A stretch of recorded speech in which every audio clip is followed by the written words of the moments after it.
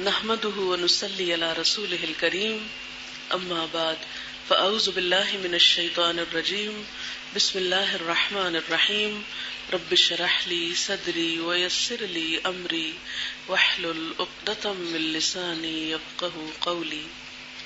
السلام علیکم. کیا حال ہے آپ لوگوں کا؟ آپ سب کے پاس پمفلٹ ہے؟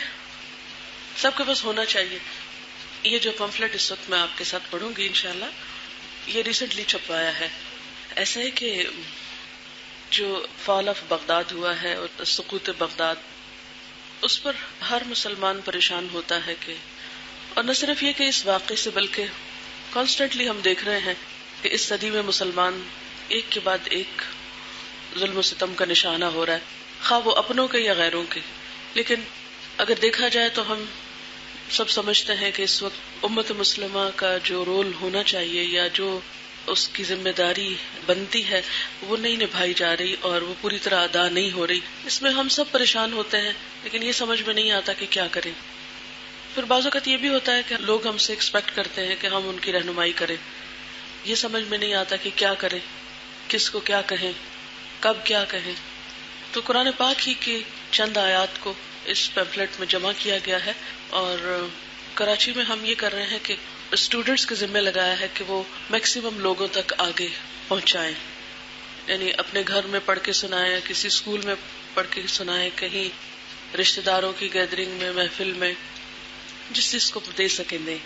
تو بنیادی طور پر اس کا میسج کیا ہے کہ اب بھی نہ جاگے تو، یعنی اس کا مطلب کیا ہے اب بھی نہ جاگے تو، یعنی امت مسلمہ کب تک اپنی ذمہ داریوں سے کنارہ کشی کر کے یا اپنے فرائض ادا نہ کر کے خواب غفلت میں مبتلا رہے گی. اس کا مجھے رات ایک تجربہ بھی ہوا. کل رات ہم فیصل آباد سے آ رہے تھے تو راستے میں کچھ گاڑی خراب ہو گئی، راستہ کچھ لمبا ہو گیا.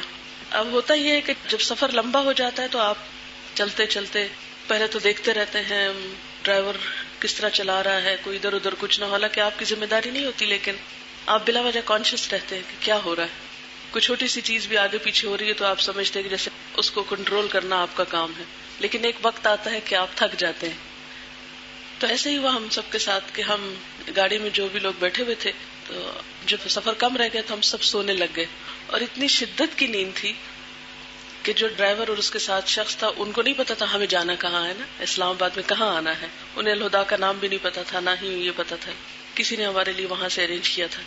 اب وہ ہم سے پوچھے اور ہمیں اتنی نیند آئی ہوئی تھی، ہم نے سے کہا کہ آپ اسلام آباد لے چلے. جب اس نے اسلام آباد کا موڑ کاٹ لیا ادھر سے، کہتے آپ کدھر کو جانا ہے؟ ہم نے کہا ابھی سیدھا ہی چلے، ورنہ 2-3 کٹ آتے ہیں نا. اچھا میرا بالکل دل نہ چاہے کہ میں آنکھیں کھو، ایک تو میری طبیعت بھی کچھ ٹھیک نہیں، تو میں نے کہا آپ سیدھے ہی چلے. ورنہ ہوتا ہی کہ پہلے ہی موڑ سے یا دوسرے سے تو موڑ ہی جاتے ہیں اس طرف، ایک گزرا، دوسرا، تیسرا. ہم نے کہا 0 پوائنٹ سے موڑ لینا. اس کو کیا پتا 0 پوائنٹ کیا ہے. ہوش ہمیں جب آئی کہ جب 0 پوائنٹ بھی کراس ہو گیا. تو میں نے اسما کو جگایا، میں نے کہا اسما اب بھی نہ جاگے تو مری پہنچ جائیں گے، کیونکہ ہمیں وہ سیدھا ہی لے جا رہا تھا اور ہم آپ پارا پہ چلے گئے. Can you imagine? یعنی ہمیں اس قسم کی نیند تھی کہ وہ ہمیں پوچھتا تھا تو ہم آنکھ کھولتے تھے اندھیرے میں کچھ سمجھنے پہ، کہتے ابھی سیدھا چلے.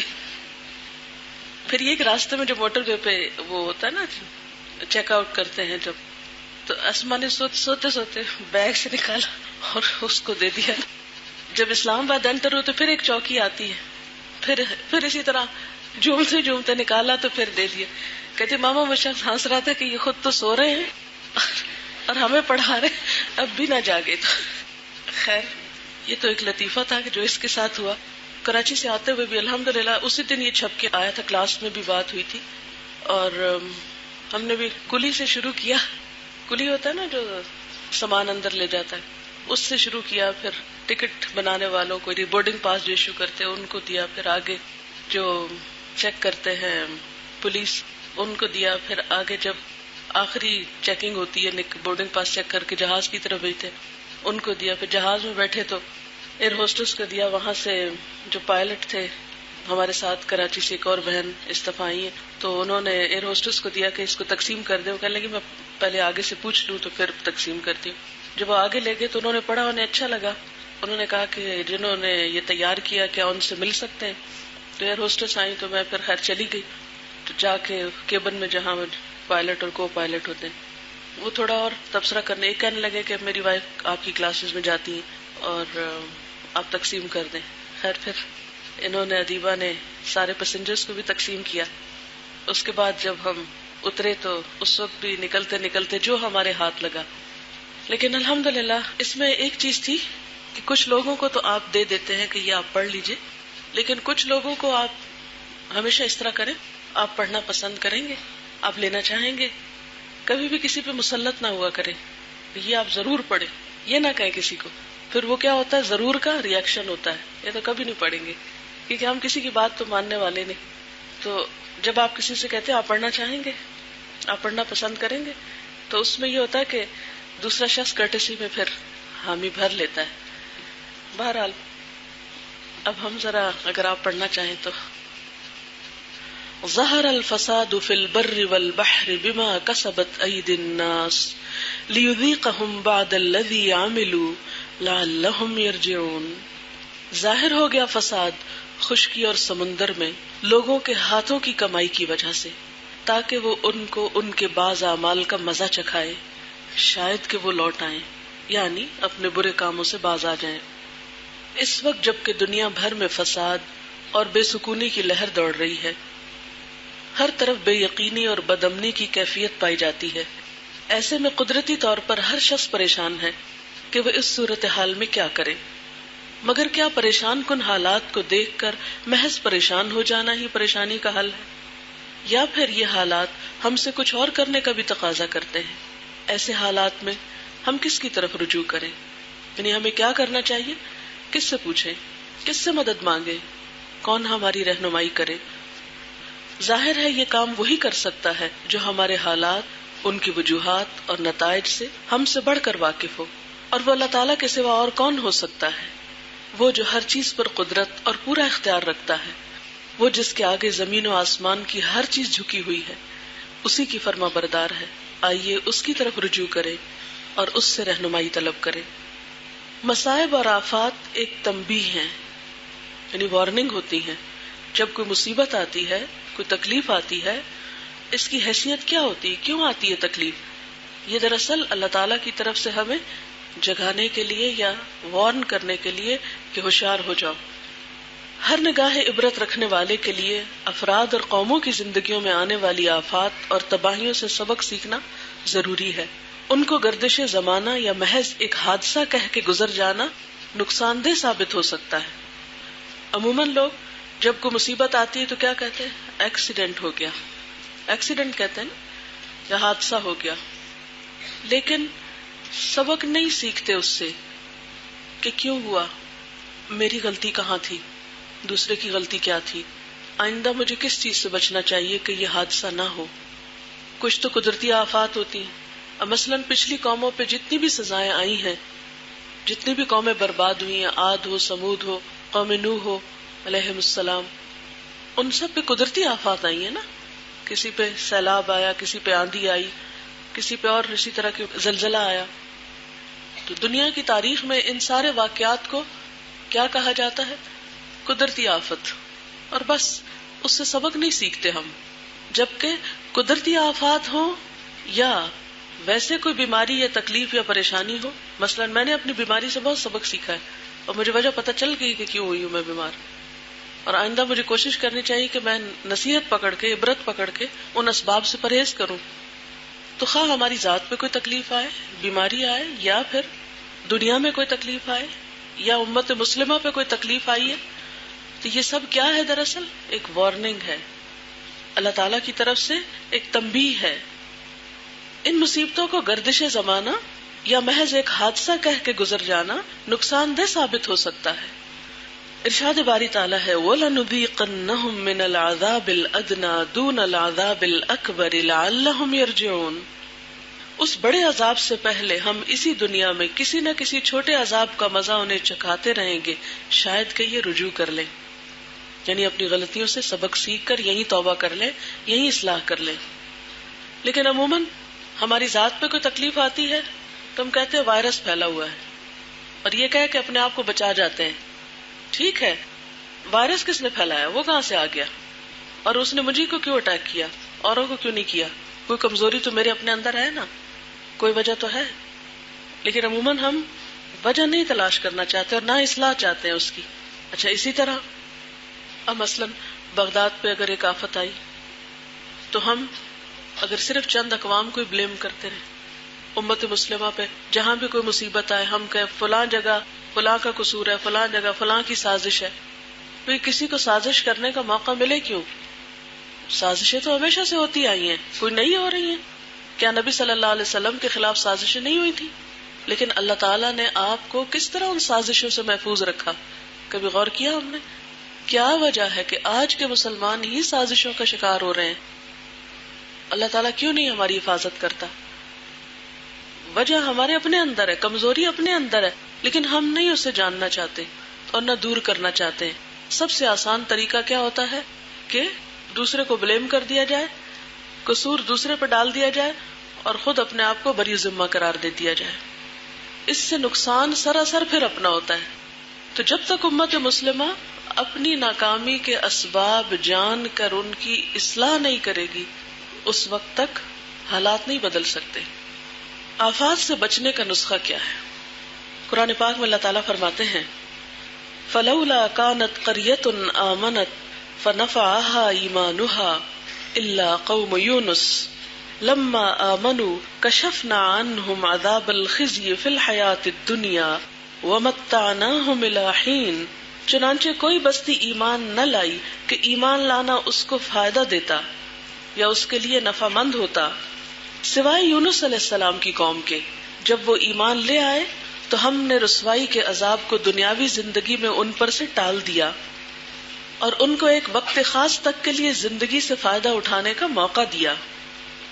گویا اللہ تعالیٰ پر ایمان اور اس کی اطاعت کا راستہ ہی کامیابی کا راستہ ہے. حل کیا ہے؟ رب کی طرف پلٹ آئیں. وَأَنِيبُوا إِلَىٰ رَبِّكُمْ وَأَسْلِمُوا لَهُ من قبل ان یأتیکم العذاب ثم لا تنصرون. پلٹ آؤ اپنے رب کی طرف اور مطیع بن جاؤ اس سے پہلے کہ تم پہ عذاب آ جائے اور پھر کہیں سے تمہیں مدد نہ مل سکے. اچھا آپ دیکھیں، ہم سب چھوڑیں باقیوں کو، اپنا اپنا جائزہ لیں، میں اپنا آپ اپنا.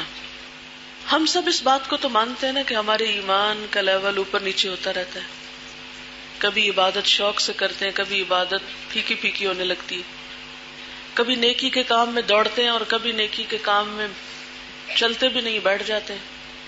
ایسا ہوتا ہے کسی کے ساتھ؟ آپ میں سے سب کے ساتھ ہوتا ہے نا. اس کو آپ کیا نام دیتے ہیں؟ یہ کیا چیز ہوتی ہے؟ اللہ کی رحمت؟ اس کو آپ اللہ کی رحمت کہیں گے اپنے اوپر؟ اس کو کیا نام دیں گے؟ یہ کیا چیز ہوتی ہے؟ میں تو کہتی ہوں کہ یہ اللہ کی ناراضگی کا ایک انداز ہے. نیکی کی توفیق ملنا، نیکی کے قابل ہونا اللہ کی خاص رحمت سے ہوتا ہے، توفیق سے ہوتا ہے. اور نیکی کے کام سے محروم ہونا، نیکی کے کام میں پیچھے ہو جانا، نیکیوں میں پیچھے چلے جانا، آپ اس کو اللہ کی رحمت کہیں گے؟ نہیں. اچھا جب ایسا ہونے لگتا ہے تو پھر ہم کیا کرتے ہیں؟ حل کیا ڈھونڈتے ہیں؟ اس کا علاج کیا کرتے ہیں؟ یہ بھی ڈپریشن کا ہی ایک مائنیوٹ سا دورہ ہوتا ہے نا. عموماً ہم کیا کرتے ہیں؟ لوگوں پہ نظر ڈالتے ہیں، کون ہماری مدد کرے. کرتے ہیں نا ایسا؟ اس کے پاس روتے ہیں، اس کے پاس روتے ہیں، اس کو اپنا حال سناتے ہیں، اس کو سناتے ہیں، راہ چلتے ہر ایک کو کہتے رہتے ہیں ہمارا ایمان بڑا کمزور ہو رہا ہے. کیا اس سے حل ہو جاتا ہے؟ مجھے یہ بتائیے کہ کتنی دفعہ ایسا ہوا کہ آپ کا ایمان کمزور ہو اور آپ لوگوں سے اس کا شکوہ کریں اور لوگ آپ کو علاج بتا دیں اور اس کا حل آپ کو مل گیا. کم از کم مجھے تو کبھی نہیں ایسا فائدہ ہوا. مجھے تو ایسا کرنے سے الٹا زیادہ نقصان ہوتا ہے. میں پتہ کیا کرتی ہوں؟ انیبوا الی ربکم، فوراً اللہ کی طرف رجوع، استغفار کی کثرت، نفل حاجت. یا اللہ ان گناہوں کی بھی معافی دے جو ہم نے کیے اور ہم جانتے ہیں ہم نے کیے، اور ان کی معافی بھی دے دے جو ہم نے کیے اور ہمیں پتہ بھی نہیں ہم نے کیے. بجائے اس کے کہ ہم اس سے ذکر کریں، اس کو وائرس لگائیں، اس کو کریں، اس کو کریں، کیوں نہ اللہ کی طرف رجوع کریں. ہماری کمزوریوں کا سب سے بڑا علاج، خواہ وہ ایمان کی کمزوری ہو یا نیت اور ارادے کی کمزوری ہو نیکی کے کام میں، یا عبادت کے لطف میں کمزوری ہو، یا شوق سے دین کا کام نہ ہو رہا ہو، دین کے کام میں دل نہ لگ رہا ہو، جیسے قرآن پڑھنے میں دل نہیں لگ رہا، تفسیر سننے میں دل نہیں لگ رہا، لکھنے کو دل نہیں چاہ رہا، یہ ساری جو بیزاری کی کیفیتیں ہیں، اور بیزاری بھی دین کے کام میں، اس سے بڑی کوئی سزا ہو سکتی ہے ہمارے لیے کہ ہم اپنی زندگی ضائع کر لیں، اللہ کی نعمت کی ناقدری کریں؟ قرآن پاک میں اللہ تعالیٰ فرماتے ہیں یعرفون نعمت اللہ ثم ینکرونہا، اللہ کی نعمت کو پہچانتے ہیں پھر اس کا انکار کر دیتے، گویا پہچانتے ہی نہ ہو۔ ینکرون نکرہ کس سے ہے؟ معرفہ کا اپوزٹ ہوتا ہے نا، یعرفون اور ینکرون دونوں ایک دوسرے کے اپوزٹ ہوتے ہیں۔ اللہ کی نعمت پہچانتے ہیں، کیا اللہ کا دین اللہ کی نعمت نہیں؟ کیا قرآن کی مجلس میں آنے کی توفیق مل جانا، اس کا راستہ مل جانا، وقت اور زندگی اور صحت کا مل جانا، یہ اللہ کی نعمتیں نہیں کہ جس نے ہمیں یہاں لا کے بٹھایا ہے یا نہیں؟ اسے آپ نعمت نہیں کہیں گے؟ پھر یہاں آ کے دل کا نہ لگنا، اسے عذاب نہیں کہیں گے؟ کیا کہیں گے عذاب کے علاوہ؟ اللہ کی ناراضگی نہیں ہے، لیکن ہم نہیں پہچانتے۔ اس کا حل کیا ہے؟ کثرت سے استغفار، اللہ کے آگے بیٹھ کے روئیں، کسی سے ذکر کرنے کی ضرورت نہیں۔ اور آپ دیکھیں پکاریں، جو دکھی دل اور مصیبت زدہ دل اللہ کو پکارتا ہے اللہ تعالیٰ تو اس کی پکار فوراً سنتا ہے۔ یہ بات میں کیوں اتنی شدت کے ساتھ کہہ رہی ہوں؟ میں نے یہ ہفتہ جو قرآن نہیں پڑھا ہے نا، میں جانتی ہوں میرے دل کے اوپر کیا گزری ہے، حالانکہ میں کیسٹ تلاوت کی لگا کے سن لیتی ہوں بیچ میں، کیونکہ کان بھی میرے نہیں سن پاتے۔ جب مجھے فلو کا اٹیک ہوتا ہے تو میرے سب سے زیادہ آنکھیں، ناک، کان، پورا یہ جو اوپر کا حصہ ہے جو سارا استعمال ہوتا ہے سوچ بچار میں اور بولنے میں اور پڑھانے میں اور پھر لوگوں کی بات سننے میں، سب متاثر ہوتا ہے، شدید متاثر ہوتا ہے۔ لہذا ایون ذکر تک کرنا میرے لیے دوبھر ہو جاتا ہے۔ میں چونکہ پرسنلی ریسنٹلی اس ایکسپیرینس سے گزری ہوں، تو ان دنوں میں جو کچھ میں سوچتی رہی ہوں اور جو کیفیات میرے اوپر آتی رہی ہیں، اس کو میں رکھ کے سوچتی رہی ہوں ان سارے لوگوں کے بارے میں جو قرآن سے تعلق نہیں رکھتے، یا جن کا تعلق قرآن سے مضبوط نہیں ہے، یا جو قرآن کی نعمت کی قدردانی نہیں کرتے، پھر ان کے دلوں کا حال کیا ہوتا ہوگا۔ تو بہت سی باتیں اللہ تعالیٰ نے دل میں ڈالی ہیں، شاید اور میرے ذریعے لوگوں کو سکھانا چاہتا ہے، اور سب سے پہلے خود مجھے کو، کیونکہ ایک اچھا ہر وقت اللہ کی محبت میں دھڑکنے والا اور خوش رہنے والا اور ایمان کے ساتھ چلنے والا دل کیا محسوس کرے کہ کس کا دل مردہ ہے یا کس کا دل ڈاواں ڈول ہے، یا وہ کیفیت کیا ہوتی ہے۔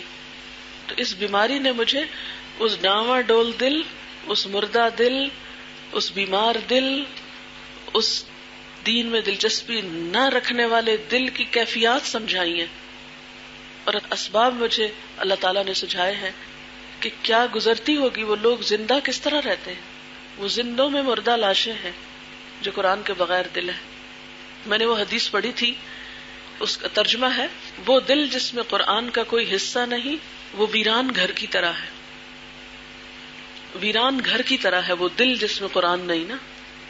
اور قرآن کا حال کیا ہوتا ہے؟ اگر آپ اس کو مضبوط نہیں پکڑتے تو وہ اس اونٹ سے بھی زیادہ تیزی سے نکل جاتا ہے جو رسی توڑا کے جاتا ہے، جس کی رسی کھول دی جائے تو وہ جتنی تیزی سے بھاگ جائے گا، گم جائے گا آپ سے، یہ بھی اتنی تیزی سے نکلتا ہے۔ میں جس کا دن رات پڑھنا پڑھانا کئی سالوں سے الحمدللہ یہی ہے، اگر ایک ویک کی بریک آتی ہے اس میں تو حال کیا ہوا ہے۔ تو جو لوگ قرآن ایک سال پڑھ کے پھر پڑھنا چھوڑ دیتے ہیں یا تعلق کم کر لیتے ہیں، تو میں بہت اچھی طرح محسوس کر سکی ہوں کہ پھر ان کا حال کیا ہوگا، اور پھر انہیں کرنا کیا چاہیے۔ کہ میں اپنے اوپر بہت سے تجربے ان دنوں کرتی رہی ہوں کہ مجھے اپنے آپ کو ٹھیک کرنے کے لیے کیا کرنا ہے، کیا کرنا ہے۔ اور جس چیز نے بہت زیادہ فائدہ دیا ہے وہ یہ کہ جس دن میں پڑھا تو نہیں پا رہی تھی، لیکن آخری دن مجھے یہ تھا کہ میں پھر 3-4 دن اور غائب ہوں گی تو میں اپنی کلاس کو ذرا دیکھ جاؤں، کیونکہ جن لوگوں کو آپ روز دیکھتے ہیں، تو مجھے سورۃ کہف کی وہ آیت یاد آ رہی ہے کہ وَاصْبِرْ نَفْسَكَ مَعَ الَّذِينَ يَدْعُونَ رَبَّهُمْ بِالْغَدَاةِ وَالْعَشِيِّ يُرِيدُونَ وَجْهَهُ وَلَا تَعْدُ عَيْنَاكَ عَنْهُمْ تُرِيدُ زِينَةَ الْحَيَاةِ الدُّنْيَا وَلَا تُطِعْ مَنْ أَغْفَلْنَا قَلْبَهُ عَنْ ذِكْرِنَا وَاتَّبَعَ هَوَاهُ وَكَانَ أَمْرُهُ فُرُطًا۔ وَاصْبِرْ نَفْسَكَ، جما کے رکھو اپنے نفس کو، اپنے آپ کو، اپنے دل کو، کس کے ساتھ؟ مع الذین، ان لوگوں کے ساتھ، یدعون ربہم، جو پکارتے ہیں اپنے رب کو بالغداۃ والعشی، صبح و شام، ولا تعد عیناک عنہم، اپنی نگاہیں ان سے نہ پھیرنا، اپنی نگاہیں نہیں ہٹانا ان سے. میں نے کہا میرے دل کا قرار کس میں ہے کہ میں قرآن کی مجلس میں جا کر بیٹھوں، بھلے میں نہیں پڑھا سکتی، میں ان لوگوں کو جو صبح شام اپنے رب کو پکارتے ہیں، جو اس مجلس کو سجاتے ہیں، میں ان کے ساتھ جا کے بیٹھ جاؤں، بس میرا علاج اسی میں. اور جو ہی میں گئی ہوں، تھوڑی دیر میں بیٹھی ہوں، میں زیادہ بیٹھ بھی نہیں سکتی تھی، تھوڑی دیر بیٹھی ہوں، تفسیر لگی رہی، کیسٹ چل رہی تھی، میں بھی سنتی رہی ہوں، لیکن صرف دیکھنے نے، صرف ان کے ساتھ بیٹھنے نے، صرف بیٹھنے نے میرے اندر ایک بہت بڑا فرق کیا. اور پھر اس کے ساتھ استغفار، اس کے ساتھ اپنے گناہوں کی جانچ پڑتال، کیونکہ ہر وقت جب آپ مصروف ہوتے ہیں نا تو اپنی بہت سی غلطیاں آپ کو نہیں نظر آتی، آپ کہتے ہیں اچھا ابھی دیکھتی ہوں، چلو آگے، چلو ابھی دیکھتی ہوں، چلو. ہاں، ایک اور بڑی مصیبت، جب بیمار ہوتا ہے انسان، نماز میں آپ زیادہ قیام نہیں کر سکتے، نوافل نہیں پڑھ سکتے، بمشکل فرض آپ ادا کرتے، وضو نہیں کر سکتے، کیونکہ مجھے بخار اس طرح کا تھا کہ وضو کرنے سے میرے سارے جسم میں درد شروع ہو گئی، تو مجھے تیمم کرنا پڑا 2 دن. اب وضو نہیں کر سکتے، وضو آپ کے اوپر سے کتنی میل اتارتا ہے. تو یہ جتنی بھی چیزیں ہیں، اچھی مجلس، نماز کا خشوع، ذکر کی کثرت، اور ایسے لوگوں کو دیکھنا بھی کہ یدعون ربہم بالغداۃ والعشی یریدون وجہہ، جو صرف خالی خولی اونچی اونچی آواز میں پڑھنے والے نہیں، بلکہ یریدون وجہہ. کیونکہ ہوتا پتہ کیا ہے، جب ہم 2-4 لوگوں سے ملتے ہیں تو بعض اوقات ہمیں خالص لوگ نہیں بھی ملتے، لیکن جب آپ ایک بھری مجلس میں بیٹھتے ہیں نا، میں جب اپنی کلاس میں بیٹھتی ہوں پڑھانے کے لیے، تو کبھی کسی اسٹوڈنٹ میں نظر پڑتی، کبھی کسی پہ پڑتی، کبھی کسی پہ، بہت زیادہ چہرے دیکھتی ہوں. تو آپ یقین مانیں کہ بعض اسٹوڈنٹس کے چہروں پر ایسی خشیت ہوتی ہے، ایسا خشوع ہوتا ہے، ایسا تقویٰ ہوتا ہے، کوئی آیت ان کے اندر اس طرح جا رہی ہوتی ہے کہ صرف اس ایک کو دیکھنا کافی ہو جاتا ہے. یریدون وجہہ، ان کے چہروں سے خدا ترسی ٹپک رہی ہوتی ہے، اور وہ آپ کے ایمان کو بڑھانے کے لیے بہت کافی ہوتے ہیں. تو یہ نہ سمجھے کہ استاد سے شاگرد ہی سیکھتے ہیں، شاگردوں سے استاد بہت کچھ حاصل کرتا ہے. اور ایسے لوگوں کی معیت میں بیٹھنا، ایسے لوگوں کے ساتھ. اب یہ آیت آپ کو پتہ ہے کس کے لیے اتری تھی؟ اللہ کے رسول صلی اللہ علیہ وسلم کے لیے، جن کے پاس جبریل امین آتے تھے، جن کی صحبت فرشتوں کی تھی، جو اللہ تعالیٰ سے براہ راست ہم کلام ہوئے تھے. ان کو کہا جا رہا ہے کہ اپنے آپ کو جما کے رکھیے. وَاصْبِرْ نَفْسَكَ مَعَ الَّذِينَ يَدْعُونَ رَبَّهُمْ بِالْغَدَاةِ وَالْعَشِيِّ يُرِيدُونَ وَجْهَهُ، جو خالص اللہ کی رضا چاہتے، کوئی ریاکاری کا ذکر نہیں کرتے، دکھاوے کے کام نہیں کرتے. وَلَا تَعْدُ عَيْنَاكَ عَنْهُمْ تُرِيدُ زِينَةَ الْحَيَاةِ الدُّنْيَا، ان کو چھوڑ کے تو دنیا کی زینت چاہو گے. اور دوسرا علاج وَلَا تُطِعْ مَنْ أَغْفَلْنَا قَلْبَهُ عَنْ ذِكْرِنَا، اس شخص کی بات نہیں ماننی جس کے دل کو ہم نے اپنے ذکر سے غافل کر دیا. غافل لوگوں کی مجلس سے دور بھاگنا، غافل لوگوں سے دور ہو کر اللہ سے ڈرنے والوں کی صحبت اختیار کرنا. وَاتَّبَعَ هَوَاهُ، اور ایسے لوگوں سے دور بھاگنا جو اپنے خواہشات کے بندے ہیں، خواہشات کے پیروکار ہیں. کیونکہ جو خواہشات کے بندے ہوتے ہیں ان کو اور کسی چیز سے دلچسپی نہیں سوائے اپنی خواہشات کے، لہذا ان کی مجلس اور ان کا قرب بھی آپ کو دنیا کا بندہ بنا دیتا ہے. وَلَا تُطِعْ مَنْ أَغْفَلْنَا قَلْبَهُ عَنْ ذِكْرِنَا وَاتَّبَعَ هَوَاهُ، اور اس کی آخری صفت کیا؟ وَكَانَ أَمْرُهُ فُرُطًا، اور اس کا معاملہ افراط و تفریط پہ مبنی ہے. کوئی اس کی زندگی میں اسٹیبلٹی نہیں، کوئی استقامت نہیں، کوئی خدا ترسی نہیں، کچھ نہیں. کبھی کچھ کر لیا، کبھی کچھ کر لیا. یعنی ایسا شخص کہ جس کے اندر کوئی آرگنائزیشن نام کی شے نہیں زندگی میں، نہ اپنی عبادات میں، نہ اپنے کام میں، نہ کسی اور چیز میں، جس کے اندر کوئی توازن نہیں. تو ایسے لوگوں کے ساتھ بیٹھ کے پھر آپ کی زندگی سے بھی توازن اٹھ جاتا ہے. بہرحال جب بھی کوئی تکلیف ہو، روحانی ہو یا جسمانی ہو یا کوئی قدرتی آفت ہو یا کچھ بھی ہو، کیا کرو؟ وَأَنِيبُوا إِلَىٰ رَبِّكُمْ، اپنے رب کی طرف لوٹ آؤ، اس سے مدد مانگو. وَأَسْلِمُوا لَهُ مِن قَبْلِ أَن يَأْتِيَكُمُ الْعَذَابُ ثُمَّ لَا تُنصَرُونَ. ایسے حالات میں ضرورت اس بات کی ہے کہ انفرادی اور اجتماعی سطح پر اپنی اصلاح کی فکر کی جائے، اپنی اصلاح کی فکر کی جائے. اگر ہم تمام دنیا کے حالات کے بگاڑ کی اصلاح نہیں کر سکتے تو کم از کم اپنی اصلاح تو کی جا سکتی ہے. تو آئیے ہم اپنی اصلاح کی طرف توجہ کریں، اپنی ذات سے شروع کریں، کیونکہ وہ مصائب جن میں آج دوسرے گھرے ہوئے ہیں کل ان لوگوں کو بھی گھیر سکتے ہیں جو آج محض تماشائی ہیں. واتقوا فتنة لا تصيبن الذين ظلموا منكم خاصة واعلموا ان اللہ شدید العقاب. اور بچو اس فتنے سے جس کی شامت مخصوص طور پر صرف انہی لوگوں تک محدود نہ رہے گی جنہوں نے تم میں سے گناہ کیا ہو، اور جان لو کہ اللہ سخت سزا دینے والا ہے. گناہوں کی معافی مانگ لیں، اللہ تعالیٰ سے اپنے گناہوں کا اعتراف کریں اور استغفار کا خصوصی اہتمام کریں.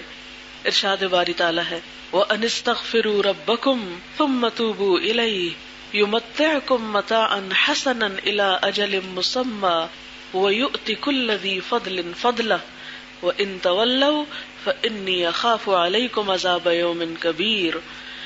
اور یہ کہ تم اپنے رب سے معافی چاہو اور اس کی طرف پلٹ آؤ تو وہ ایک مدت خاص تک تم کو اچھا سامان زندگی دے گا اور ہر صاحب فضل کو اس کا فضل عطا کرے گا.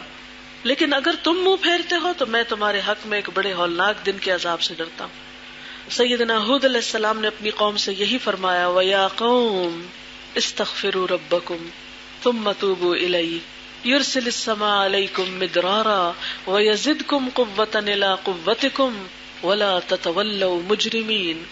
اے میری قوم کے لوگو، اپنے رب سے معافی چاہو پھر اس کی طرف پلٹ آؤ، وہ تم پر آسمان کے دہانے کھول دے گا اور تمہاری موجودہ قوت پر مزید قوت کا اضافہ کرے گا.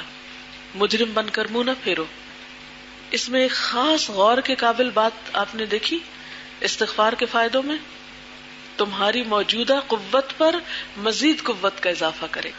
تو انفرادی طور پر آپ کی ویکنس کا علاج پھر کیا ہوا؟ کمزوری کا علاج کیا ہے پھر؟ قوت کی کمی، چاہے ایمان کی ہو چاہے روح کی ہو، کسی کی بھی علاج کیا؟ استغفار. تمہاری موجودہ قوت پر مزید قوت کا اضافہ کرے گا. اور ولا تتولوا مجرمین، نافرمان بن کے، مجرم بن کے، قصور اور گناہ کے بوجھ سر پہ لاد کے مت پھرو. وتوبوا الی اللہ جمیعا ایھا المؤمنون لعلکم تفلحون. اور اے مومنو، تم سب مل کر اللہ سے توبہ کرو تاکہ تم فلاح پاؤ. اس موقع پر ہم سب کو اجتماعی توبہ کا اہتمام کرنے کی ضرورت ہے. یہی ہماری موجودہ کمزوری اور بے بسی میں قوت کا ذریعہ بن سکتا ہے. اسی میں کامیابی کی ضمانت ہے اور مشکلات کا حل بھی اسی میں ہے. اللہ کو کثرت سے یاد کریں، بیرونی مشکلات کے مقابلے میں اندرونی دنیا میں سکون پیدا کریں، یعنی دل کو اپنے دیکھیں تاکہ حالات کا بہتر طور پہ مقابلہ کرنے کے قابل ہوں. ارشاد باری تعالیٰ ہے الا بذکر اللہ تطمئن القلوب. سنو، اللہ کی یاد ہی وہ چیز ہے جس سے دلوں کو اطمینان نصیب ہوتا ہے. اور اللہ تعالیٰ کا وعدہ بھی ہے فَاذْكُرُونِي أَذْكُرْكُمْ وَاشْكُرُوا لِي وَلَا تَكْفُرُونِ. بس تم مجھے یاد کرو، میں تمہیں یاد کروں گا، میری شکر گزاری کرو اور ناشکری سے بچو. صبر، نماز اور دعا سے مدد لیں. یا ایھا الذین آمنوا استعینوا بالصبر والصلاۃ ان اللہ مع الصابرین. اے لوگو جو ایمان لائے ہو، صبر اور نماز سے مدد لو، اللہ صبر کرنے والوں کے ساتھ ہے. غیر معمولی حالات کچھ غیر معمولی عبادت کا تقاضا کرتے ہیں. نمازوں کو وقت کی پابندی اور خشوع کے ساتھ ادا کرنے کی کوشش کریں. نوافل اور خصوصاً تہجد اور نماز توبہ وغیرہ کا اہتمام کریں. اور ان مواقع پہ یہ قرآنی دعا کثرت سے مانگے ربنا افرغ علینا صبرا وثبت اقدامنا وانصرنا علی القوم الکافرین. اے ہمارے رب، ڈال دے ہم پر صبر اور جما دے ہمارے قدم، کیونکہ اگر ہمارے قدم ڈگمگانے لگے دین کے راستے سے تو ہمارا انجام کیا ہوگا. اور کافر قوم پر ہماری مدد فرما، یعنی اس کے خلاف. خصوصاً فتنوں سے بچاؤ اور اپنے ایمان کی حفاظت کے لیے اللہ تعالیٰ سے دعائیں مانگے. مصیبت زدہ لوگوں کے لیے بھی کثرت سے دعائیں مانگے اور اپنی استطاعت کے مطابق جس قسم کی بھی عملی مدد ظلم کو روکنے اور مظلوم کی امداد کے لیے ممکن ہو کریں. رسول اللہ صلی اللہ علیہ وسلم نے ارشاد فرمایا دعا نازل شدہ آفات اور جو ابھی نازل نہیں ہوئی سب کے لیے فائدہ مند ہے، لہٰذا اے اللہ کے بندو دعا ضرور کیا کرو. تو آپ دیکھیں ہماری ساری کمزوری کا علاج کیا ہے؟ استغفار میں، دعا میں. جب جہاں دیکھیں مشکل پڑی ہے پلٹے فوراً اللہ کی طرف. اس کو تو پکارتے نہیں، اس سے تو مدد مانگتے نہیں، لوگوں کی تلاش میں رہتے ہیں کہ لوگ ہماری مدد کریں. یاد رکھیں لوگوں سے بھی مدد مانگنی ہو تو پہلے اللہ سے مانگ کے لوگوں کے پاس جایا کریں تاکہ بھٹکنے سے بچیں. قرآن پاک ذریعہ نجات ہے. قرآن پاک ذریعہ نجات ہے. رسول اللہ صلی اللہ علیہ وسلم نے فرمایا ان قریب ایک بڑا فتنہ سر اٹھائے گا. صحابی نے عرض کیا اس فتنے میں ذریعہ نجات کیا ہوگا؟ یعنی دنیا میں جتنے بھی فتنے آئیں گے نجات کس سے ملے گی؟ آپ صلی اللہ علیہ وسلم نے فرمایا اللہ کی کتاب.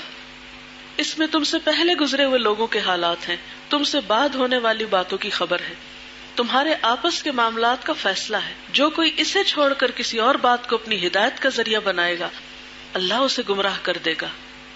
اللہ کی مضبوط رسی یہی ہے, یہی حکمتوں سے بھری ہوئی یاد دہانی ہے, یہی بالکل سیدھی راہ ہے. جس نے اس کے ساتھ بات کی سچ کہا, جس نے اس پہ عمل کیا اجر پائے گا, جس نے اس کی بنیاد پہ فیصلہ کیا اس نے انصاف کیا.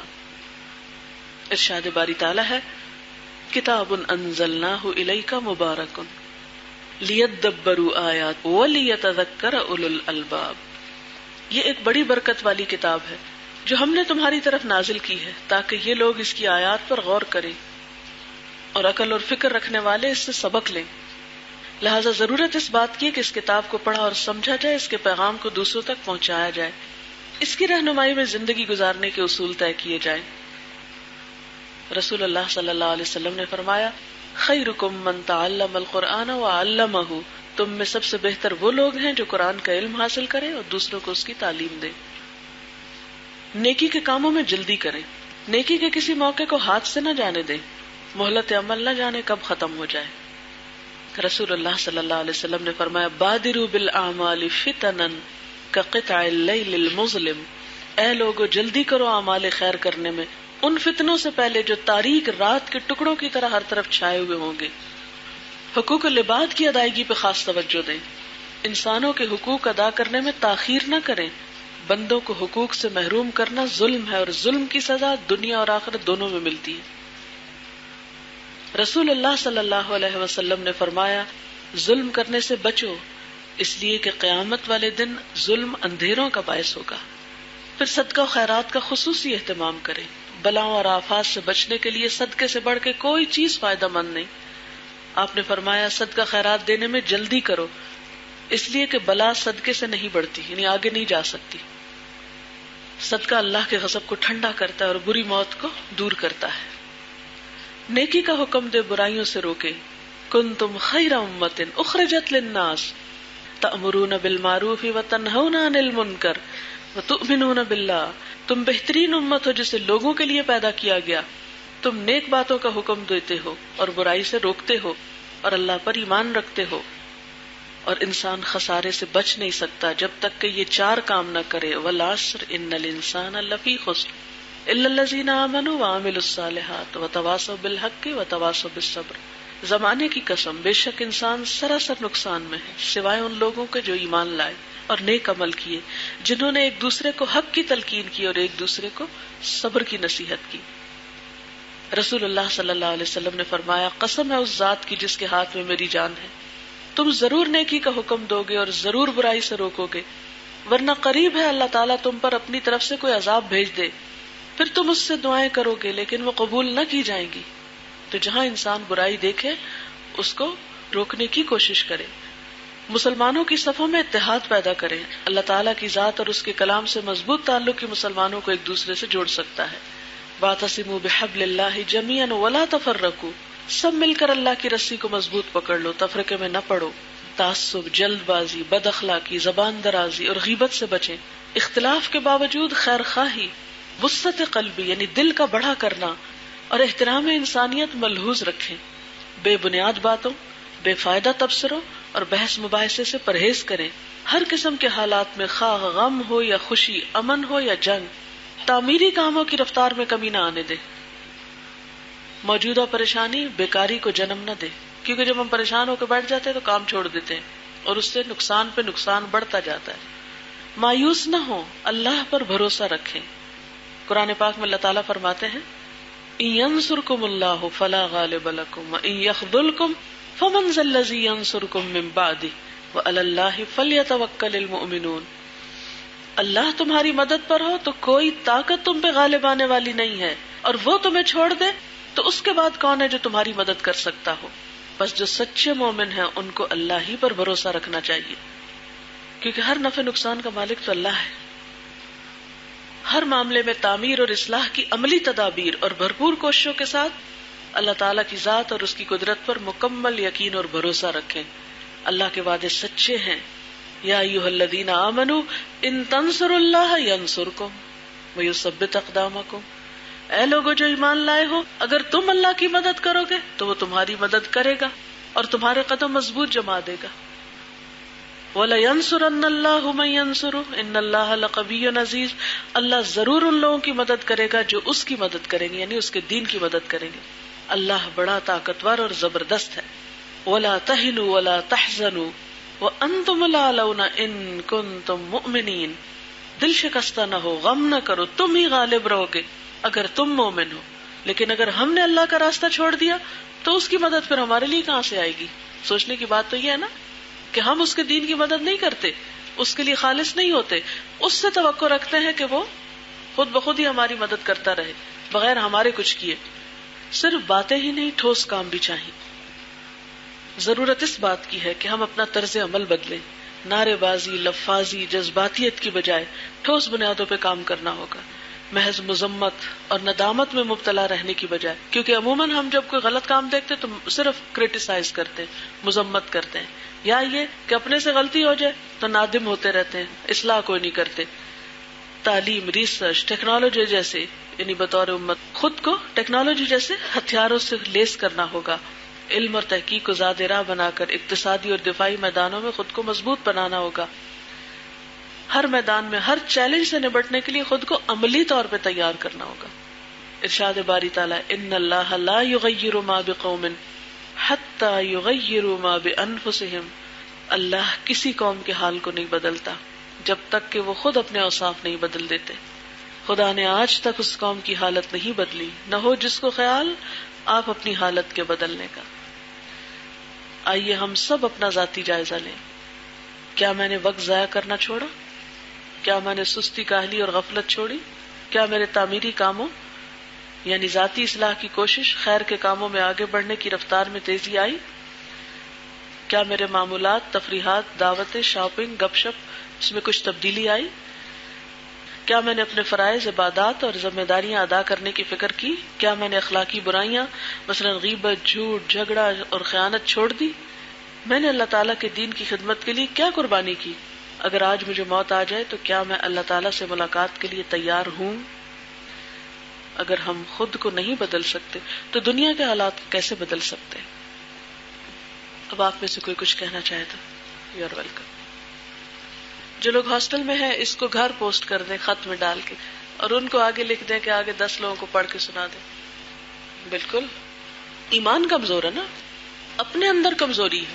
جب تک یہ دور نہیں ہوگی تو ہم اٹھ ہی نہیں سکتے. مقابلے کی قوت اس وقت ہوتی ہے جب آپ خود مضبوط. دیکھیں نا، جیسے میں بیمار ہوں، میں کمزور ہوں جسمانی طور پہ، کوئی آ کے میرے اوپر خدا نخواستہ حملہ کرے تو میں کیا کر سکتی ہوں؟ کچھ کر سکتی ہوں؟ کچھ نہیں کر سکتی. بعین ہی اگر ایمانی طور پر کمزور ہوں، روحانی طور پہ کمزور ہوں، تو کوئی بھی میرے سامنے آئے تو میں کہاں سے مقابلہ کر سکتی ہوں؟ اور پھر آپ یاد رکھیں کہ ایمانی قوت جو ہوتی ہے وہ جسمانی سے بڑھ کر ہوتی ہے. اس کو مضبوط کرنے کی ضرورت ہے، اور اس کے لیے اخلاص چاہیے ہوتا ہے. ہر کام صرف اللہ کے لیے. جب تک یہ نہ ایمان نہیں مضبوط ہوتا، کیونکہ شرک ہے نا، کسی اور کی خوشی کے لیے کام کرنا، لوگوں کو راضی کرتے پھرنا، لوگوں کی نظروں میں اچھا بننا، یہ شرک ہے. شرک اصغر ہے جس خرابی کا شکار ہم انجانے سے ہو جاتے ہیں. تو اس سے پھر کاموں میں اخلاص پیدا ہی نہیں ہوتا، برکت ہی نہیں آتی. آپ اللہ کے لیے خالص ہو کے تو ایک دفعہ دیکھیں، پھر آپ دیکھیں تو آپ کی چھوٹی چھوٹی کوششیں کتنی کارآمد ہوتی ہیں. ہم چھوٹی چھوٹی ظاہری چیزوں کے اوپر تو خوب توکل رکھتے ہیں، لیکن اللہ تعالیٰ چونکہ نظر نہیں آتے، اس کی طاقت اور قوت بھی ہم محسوس نہیں کرتے، اس لیے اس پہ بھروسہ نہیں کرنا چاہتے. اور کوئی کچھ کہنا چاہے؟ بالکل ہمارے پاس وقت ہے، مہلت ہے، لیکن ہم موت کے لیے تیار نہیں ہیں. ہم سب سمیت میرے اپنے آپ سے پوچھیں، ہم اپنی نمازوں سے مطمئن ہیں؟ وہ کون سا دن پھر زندگی میں آئے گا جب ہم مطمئن ہو کے صاف ستھری اچھی نماز پڑھیں گے؟ وہ کوئی الگ دن طلوع ہوگا؟ کیا ہم جو کام کر رہے ہیں، مثلاً آپ قرآن پڑھ رہے ہیں اور میں پڑھا رہی ہوں، کیا ہم حق ادا کر رہے ہیں؟ جتنی ہم میں ہمت، طاقت، وقت ہے، کیا ہم اس کو صحیح استعمال کر رہے ہیں؟ جو ہم نے کسی سے کوئی قرضہ لیا ہے یا کوئی امانت ہے ہمارے پاس، ہم نے لوٹانے کی فکر کی ہے؟ یعنی ہم واقعی تیار نہیں ہیں موت کے لیے. جتنے قصور ہم اپنے خود جانتے ہیں، کوئی اور تو نہیں جانتا. اگر خود اپنے لیے سچے دل سے رو کے معافی نہیں مانگتے تو بعد والے ہمارے لیے معافی مانگیں گے؟ وہ بھی ہم جیسے ہی ہے نا. وہ ہمارے لیے کتنا رو کے مانگیں گے، اور کون کس کے لیے کتنا رو کے دعائیں مانگتا ہے. کسی نے اپنا تجربہ بھیجا ہے، میرا جب ایمان کا لیول کم ہو تو میں حاجت کے نفل پڑھ کر یہ دعا خصوصاً پڑھتی ہوں: اللہم اغفر لی خطیئتی وجہلی واسرافی فی امری وما انت اعلم بہ منی اللہم اغفر لی ہزلی وجدی وخطئی وعمدی وکل ذالک عندی. کہتی ہے کہ اس کے بعد ایک دم میرے دل کی کیفیت بدلتی ہے. الحمدللہ. یہ مسنون دعاؤں میں دعا شامل ہے. یعنی ہم دو ایکسٹریم پہ چلے جاتے ہیں نا، یا تو اللہ تعالیٰ کا نام ہی نہیں لیتے اور یہ کہتے ہیں سب کچھ ہم خود ہی کر لیں گے، اور یا پھر جب بگاڑ بیٹھتے ہیں کام تو پھر کہتے ہیں اللہ تعالیٰ سیدھا کر دے گا. یہ کسی اور نے لکھا ہے، میرے ساتھ بھی کچھ ایسا ہی ہوا. بخاری کی کلاس میں فصیحہ باجی نے بات کی کہ ہم لوگوں کی بجائے اپنا معاملہ اللہ کے سامنے پیش کیوں نہیں کرتے، اس کی طرف رجوع کیوں نہیں کرتے. میں بہت پریشان تھی اور اس کی وجہ مجھے خود بھی سمجھ نہیں آ رہی تھی. میں نے بہت دفعہ چاہا کہ کسی باجی سے شیئر کروں، لیکن پھر باجی کی بات یاد آتی اور میں مسلسل یہ پڑھتی رہی: اللہ اللہ ربی لا اشرک بہ شیئا. اور رات کو بھی کافی دیر نیند نہ آئی، رو کر اللہ سے دعا کی اور یہی دعا بار بار پڑھی اور کسی کے پاس نہ گئی، نہ کسی سے شیئر کیا. الحمدللہ مجھے بے حد سکون ملا، اور اس دوران میرا پورا بھروسہ اللہ پر تھا، کیونکہ ہم نے قرآن میں پڑھا ہے اللہ تعالیٰ ہر پکارنے والے کی پکار کو سنتا ہے جب وہ اسے پکارتا ہے. یہ دعا میں اگر کسی کو بھی پریشان دیکھوں تو اس کو پڑھنے کے لیے کہتی ہوں. بہت اچھی بات ہے. اس میں آپ دیکھیں کہ رسول اللہ صلی اللہ علیہ وسلم پریشانی کے موقع پہ کیا کیا کرتے تھے؟ یہی دعا پڑھتے تھے نا: اللہ اللہ ربی لا اشرک بہ شیئا. اور پھر اسی طرح وہ ایک اور لا الہ الا اللہ العظیم الحلیم، وہ بھی ان دعاؤں میں لکھی ہوئی ہے. ہم سمجھتے ہیں کہ مصیبت جو ہے نا وہ صرف کوئی پیسے کھو گئے تو مصیبت ہے، یا کوئی چیز ٹوٹ گئی تو مصیبت ہے، یا کوئی فوت ہو گیا تو مصیبت ہے. کیا نماز میں دل نہ لگنا ایک مصیبت نہیں ہے؟ نماز قضا ہو جانا مصیبت نہیں ہے؟ نماز کو فوت ہونا کہتے ہیں. فوت ہونا، انسان فوت ہو جائے تو ہم دنوں روتے رہتے ہیں، نماز فوت ہو جائے پرواہ نہیں. یعنی فرائض میں کوتاہی ایک بہت بڑی مصیبت ہے. آپ کو پتا ہے کہ آپ صلی اللہ علیہ وسلم نے فرمایا کہ جس کی عصر کی نماز فوت ہو جائے کأنما وطر اہلہ ومالہ، گویا کہ اس کے گھر والے اور اس کا مال برباد ہو گئے. اتنی بڑی آفت ہے. اور ہم کئی دفعہ آرام سے دوپہر کو خوب کھانا کھایا، مزے سے سوئے، ایسا سوئے کہ شام تک سوئے رہے، اٹھے تو کہا او ہو آج تو عصر کی نماز ہی نہیں پڑھی، اور ہنس ہنس کے اس کو بتایا اس کو بتایا، آج تو میں ایسی سوئی مجھے تو عصر کی نماز ہی نہیں مجھ سے پڑی گی. حالانکہ گناہ ہو جائے تو اس کی تشہیر کرنا اس سے بھی بدتر ہے. جو لائٹلی دوسروں سے ذکر کر رہا ہے او ہو میری تو نماز ہی نہیں ہوئی آج، اس کا مطلب وہ دوسروں کو بھی ایک غلط بات بتا رہا ہے کہ نماز ختم ہو جائے تو کوئی افسوس کی بات نہیں، بس ٹھیک ہے جو ہو گیا سو ہو گیا. کبھی ایسا ہوا کہ ہماری کوئی نماز قضا ہوئی اور ہم نے کسی سے ذکر کیا ہو آج میری نماز قضا ہو گئی، تو کسی نے آگے سے افسوس کا اظہار کیا؟ کبھی ہوا؟ کوئی بھی نہیں. ہمیں اندازہ ہی نہیں کہ ہم کتنے بڑے لاس سے گزرتے ہیں، کیونکہ دنیا میں رزلٹ نظر نہیں آتا نا. ان ساری چیزوں کو پڑھ کر دل کو بہت تسلی ہوئی. اللہ نے راستے بتا دیے ہیں، ہر طرح سے رہنمائی کی ہے. اب پہلا قدم مجھے اٹھانا ہے، پہلی کوشش میری اور پھر اللہ کی مدد آئے گی. بالکل. اسے لکھا first I started pleasing my people but now I started pleasing to my loving اللہ. It's better to say please to اللہ رادر دین پیپل. دیکھیں کہ اللہ کی محبت حاصل ہونے کا مطلب یہ نہیں ہوتا کہ ہم انسانوں سے بے نیازی برتیں یا انسانوں سے محبت نہ کریں.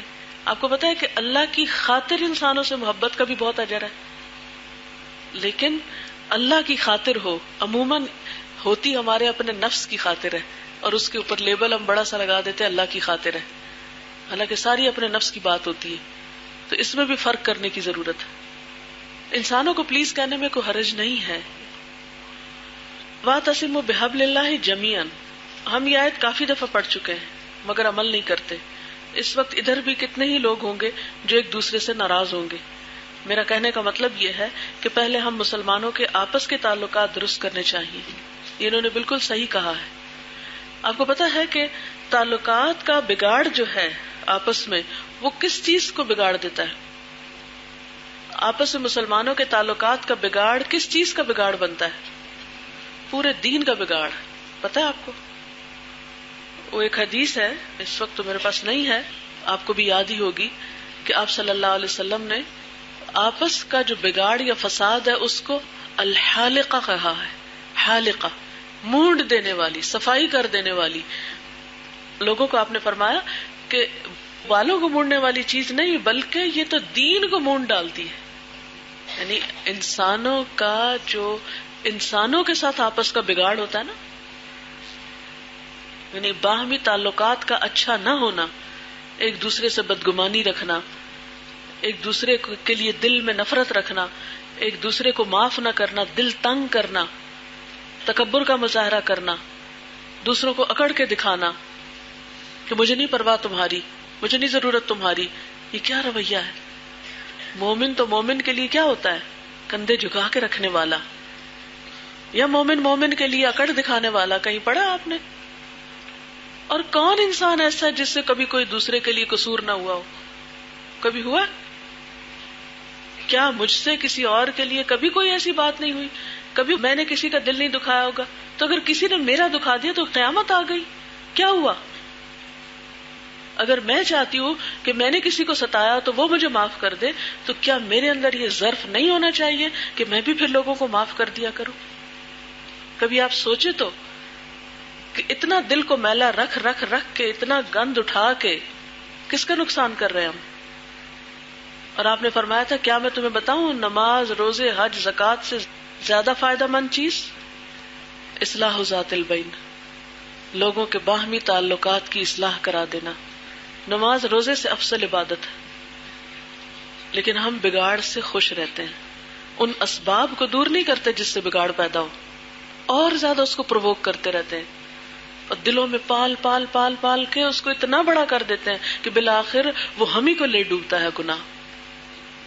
دیکھیں دین کا کام جو ہے نا، یہ بہت بڑا کام ہے، ہر ایک کے بس کی بات نہیں ہے، بہت بڑا کام ہے. یہ تو انبیاء نے کیا تھا. آپ کو میری بات سمجھ آئی؟ دین کا کام، دین کی تبلیغ کا کام، دین کو پھیلانے کا کام انبیاء کا کام ہے. یاد رکھیں چھوٹے دل والے لوگ اس کام کے قابل نہیں ہوتے. جو کسی کو معاف نہ کر سکے، جو اپنے دلوں سے حسد، بغض اور نفرتیں اور عداوتیں دور نہ کر سکے، جو تکبر دور نہ کر سکے، جو غلط فہمیاں نہ دور کر سکے، وہ لوگ اس کام کے قابل ہوتے ہی نہیں ہیں. وہ ہلکے ہوتے ہیں نا، ہلکے پیٹ، ہلکے دل. وہ پھر جو بھی چیز ہلکی ہوتی ہے وہ اٹھا کے پھینک دی جاتی ہے، پھک جاتی، ادھر ادھر لگ جاتی. جیسے پانی بہ رہا ہوتا ہے نا، تو چند تنکے اگر آ جائیں اس میں تو کبھی وہ ادھر چپٹ جاتے ہیں، کبھی ادھر چپک جاتے ہیں، کہیں کسی پانی کے ریلے میں ادھر ادھر گر جاتے ہیں، ختم ہو گئے. تو اگر ہم لوگوں کا بھی ظرف بہت چھوٹا ہے، اگر دل بڑے چھوٹے ہیں، نظریں بڑی کوتاہ ہیں، کسی کو معاف نہیں کر سکتے، کسی کے لیے دل میں جگہ نہیں بنا سکتے، پھر ہم اس کام کے قابل نہیں. اور کوئی اور کرے، بہت سارے کام ہے دنیا میں.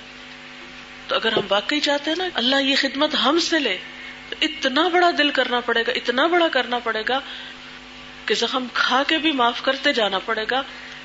اور یہ سوچ کر کہ انسان ہے، یہ نہیں غلطیاں کریں گے تو کون کرے گا؟ ان سب نے غلطیاں کرنی. ایکسپیکٹ کیا کرے لوگوں سے، فرشتہ بننے کی بجائے ان کی غلطیوں کو ایکسپیکٹ کریں.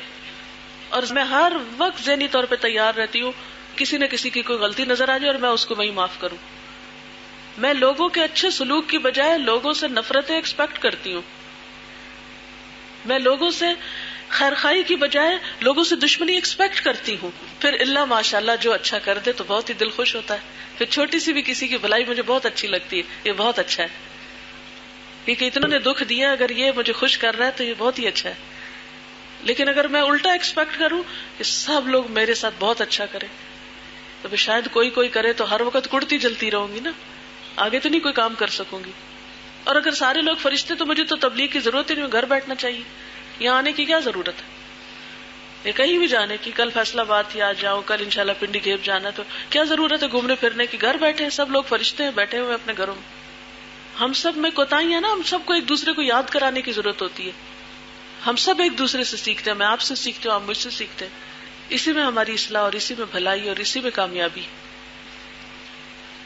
کسی نے لکھا ہے جب میرے اعمال اچھے ہوتے ہیں تو میں بہت خوش ہو جاتی ہوں، اس کے نتیجے میں ایک دم فوراً عمل میں کمی آتی ہے. یہ بالکل صحیح لکھا ہے انہوں نے، اس لیے کہ اللہ تعالیٰ کو اپنا اچھا ہونا بالکل پسند نہیں کہ کوئی اپنے آپ کو اچھا سمجھے. یہ اس کی سزا ہوتی ہے، یہ اعجاب بالنفس ہوتا ہے. میں بڑی شے فوراً آئے گی، فوراً پلٹے گی. اس لیے الحمدللہ کہہ کے توبہ استغفار شروع کر دے کر، یا اللہ توبہ کہ میرے دل میں خیال ہی کیوں آیا. پھر میں سوچتی ہوں یہ کیا ہوا، تو مجھے اندازہ ہوتا ہے کہ میں نے دعا کرنا کم کی ہے یا اپنے اچھے عمل کو اپنی توفیق سمجھنے لگی تھی. پھر اللہ سے دعا کرتی ہوں اور اس سے توفیق مانگتی ہوں، تو اللہ تعالیٰ وہ عمل بعض اوقات کرواتا ہے جس کا مجھے پھر خود بھی اندازہ نہیں ہوتا. الحمدللہ اللہ نے آپ کو اتنی اچھی سوچ دی، اللہ تعالیٰ استقامت دے. آج سورۃ توبہ مکمل ہوئی، ساتھ ہی کلاس میں یاد دہانی کہ اللہ کے آگے توبہ کرنی ہے، کیونکہ آج ہم نے پڑھا ہے وَظَنُّوا أَن لَّا مَلْجَأَ مِنَ اللَّهِ إِلَّا إِلَيْهِ، جو 3 صحابہ کا واقعہ پڑھا ہے. لہذا فاتخذہ وکیلا، یعنی ہم اللہ کا دین چھوڑ کر، اللہ کی کتاب چھوڑ کر، اللہ کا راستہ چھوڑ کے جانا کہاں ہے ہم نے؟ اللہ ملجا من اللہ الا الیہ، کوئی ٹھکانہ ہے ہی نہیں سوائے اس کے کہ اسی کے دامن میں پناہ لے. ہمارے بعض ایسے گناہ تھے جو ماضی میں ہو چکے، لوگوں کو اچھی بات بتانے میں ہیزیٹیشن ہوتی ہے، اپنا آپ بتاتے ہوئے بہت مجرم محسوس ہوتا ہے. دیکھیں کہ توبہ جو ہے وہ سارے گناہوں کو معاف کرتی ہے. 99 لوگوں کا جو قاتل تھا، توبہ سے اس کا گناہ بھی معاف ہو گیا تھا. تو اس لیے امید رکھا کریں ہمیشہ. اور دوسرا یہ کہ کسی کو بھی اپنے گناہوں کی لسٹ بتانے کی ضرورت نہیں. بعض اوقات ہم بے وقوفی کرتے ہیں، اپنے گناہ دوسروں کو بتا کے سمجھتے ہیں اب ہم معاف ہو جائیں گے. کسی کو ضرورت نہیں بتانے کی، آپ کا اور اللہ کا معاملہ ہے، بس ختم. ہوتا پتہ کیا ہے، پہلے گناہ کرتے ہیں، اس کی ایک ندامت ہوتی ہے، اس کو مٹانے کے لیے کسی کو بتاتے ہیں، الٹا اور ندامت لے کے آتے ہیں، اور پھر ایک اور خوف کہ پتہ نہیں اب یہ کسی اور کو نہ بتا دے. کیا حاصل ہوا؟ توبہ التائب من الذنب کمن لا ذنب له، گناہ سے توبہ کرنے والا ایسا ہے گویا اس نے گناہ کیا ہی نہیں. اسی لیے میں نے وہ یہ جو لیفلیٹ اس میں لکھا ہوا نا کہ محض ندامت اور مذمت اور یہ چیزیں کرتے رہنے سے نہیں کام بنتا. بس ٹھیک ہے ہوئی، اور اس کا حل کیا ہے؟ اب اپنے عمل کو درست کر لیا جائے. دین کا کام دوسروں کے مقابلے پہ نہ کرے، اور یہ نہ کرے کہ لوگ میرے ہی پاس آئیں اور جو میں کر رہی ہوں وہی سب کچھ نہیں. آپ اپنا کام کرتے چلے جائیں اور لوگوں کو ان کا کام کرنے دیں. اگر کہیں کو غلطی دیکھیں تو آسان طریقے سے اصلاح کر دیں. کوئی مان جائے تو شکریہ، نہیں مانے تو اس کو اس کے حال پہ چھوڑ دیں. لست علیہم بمسیطر انما انت مذکر لست علیہم بمسیطر. آپ کا کام ہے نصیحت کرنا، آپ کا یہ کام نہیں کہ دوسروں کے سر پہ سوار ہو جانا. کوئی مان جائے تو ٹھیک، نہیں مانتا تو اپنا اللہ کو جواب دے گا، ہمارا کیا. اس پہ انشاءاللہ پھر بات کروں گی. یہ جو بات انہوں نے کی ہے نا کہ مقابلے پہ کام کرنا اور یہ کہ میری تعریف ہو، قرآن پاک میں ایک آیت آتی ہے انما بغیکم علی انفسکم. بغی کا معنی سمجھتے کہ نہیں آتا؟ نہیں پڑھا؟ میرا خیال ہے کہ 10 پارے میں بغی کا لفظ تو آ جاتا ہے. سرکشی. شابش. بغی کا لفظی معنی ہوتا ہے چاہنا، ٹو ڈیزائر، کچھ تلاش کرنا. اب ہوتا کیا ہے کہ انسان کسی چیز کو چاہتا ہے، مال چاہتا ہے یا بڑائی چاہتا ہے یا اتھارٹی چاہتا ہے یا پوزیشن کوئی چاہتا ہے. اب کیا ہوتا ہے جب وہ چاہت پیدا ہو گئی نا دل میں کسی چیز کی، اب اس کو حاصل کرنے کے لیے پھر وہ جائز ناجائز ہتھ کنڈے استعمال کرتا ہے. یہاں سے کیا جنم لیتا ہے؟ پھر سرکشی جنم لیتی ہے. ٹھیک ہے نا؟ مجھے ہر کوئی بڑا مانے، یہ ہے میری چاہت. اب اس کو پورا کرنے کے لیے میں پھر کیا کروں گی؟ اس کو ذلیل کروں گی، اس کو لیٹ ڈاؤن کروں گی، اس کو کرٹیسائز کروں گی، اس پہ باتیں بناؤں گی اس کو، تاکہ سارے جو ہے نا وہ ذلیل و خوار ہوں اور میں سب سے بڑی نظر آؤں. یہ سرکشی ہے. اچھا، اس کا نقصان کس کو ہوتا ہے؟ انما بغیکم علی انفسکم. جو تمہاری بغی ہے نا، سرکشی، یہ تمہارے اپنے سروں پہ پڑے گی، تمہارے ہی سر پھوڑے گی، تمہیں ہی ذلیل کرے گی. تو جب تک ہمارے دل سے یہ مذموم چیزیں نکل کر خیر نہیں آتی نا، حقیقی سچی خیر، اپنے سب سے بڑے دشمن ہم خود ہیں، سب سے بڑے دشمن خود ہیں ہم. کوئی ہمارے ساتھ کیا دشمنی کرے گا؟ خود اپنے عمل ضائع کرتے ہیں غیبت کر کے، خود اپنے عمل ضائع کرتے ہیں تکبر کر کے، خود اپنے عمل ضائع کرتے ہیں ہر وقت بدگمانیاں کر کے، کیونکہ ان بعض الظن اسم ولا تجسسوا. تو جتنے بھی حرام کام ہے نا، یعنی جب انسان دنیا کی محبت میں حب جاہ، حب مال، حب اسٹیٹس، ان چیزوں میں مبتلا ہوتا ہے تو پھر سرکشی آتی ہے اس کے اندر، اور جب وہ آتی ہے تو اپنے ہی دین کا، اپنے ہی ایمان کا نقصان کرنا شروع کر دیتا ہے، اپنے ہی ہاتھوں اپنے کیے ہوئے کو تباہ کر کے رکھ دیتا ہے. اس شخص سے بڑا مظلوم اور قابل رحم کون ہوگا جو اپنے اوپر خود ظلم ڈھا رہا ہو؟ اس کا ہاتھ کون پکڑے گا؟ اوکے، اجازت چاہوں گی. سبحانک اللہم و بحمدک، نشہد ان لا الہ الا انت، نستغفرک و نتوب الیک. والسلام علیکم و رحمۃ اللہ وبرکاتہ.